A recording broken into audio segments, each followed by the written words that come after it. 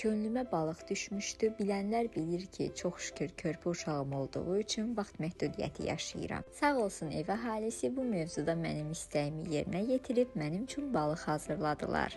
Atam balıqları alıb gətirdi, anam qəşəng yuyub marinat elədi və sağ olsun yoldaşım da onları bişirdi. İşin ən zövq verici və ən maraqlı qismini isə özüm yerinə yetirdim. Balıqları videoya çəkib ləzzətlə bəhbəhlə yedim. Biz qırmızı farel balığını almışdıq. Mən bu balığı çox xoşlayıram. Əksərən atam kütümə üstünlük versə də mənim üstünlüyüm bu balıqdan yana olur. Siz hansı balığı daha çox bəyənirsiniz? Manqalda bişən və qaymaqlı olan balıqların dadı ürəyimcədir. Bir pizza həvəskarı olaraq bu dəfə Pizza Hut'ın məhsullarının dadına baxdım.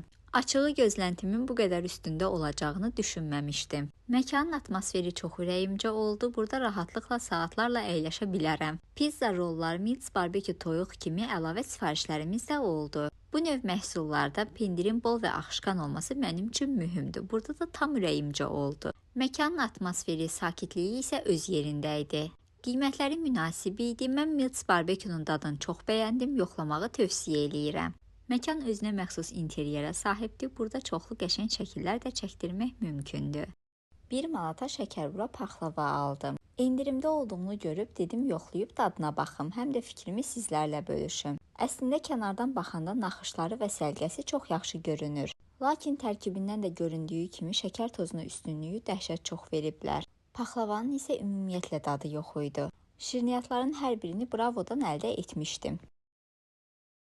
Fast food məkanlarından üstünlüyünüz hansı olur? Bu dəfə KFC-nin 21.90-lıq Family Box-unu alıb yoxladım. Əslində ötən dəfə Volt indirimi ilə aldığım Family Box-u da çox yaxşı idi. Boxa 2 twister, 4 növ sos, kartof fri, qanat və yaxud da ki strips daxildir. Mənim soslardan ən çox bəyəndiyim həmişə pendir sosu olur. Bir neçə məhsulun kompakt bir şəkildə belə bokslarda olması mənim ürəyimcədir. Bəs sizin KFC-nin boksları haqqında fikirləriniz necədir? Yoxlayanlar rəydə qeyd eləyə bilər.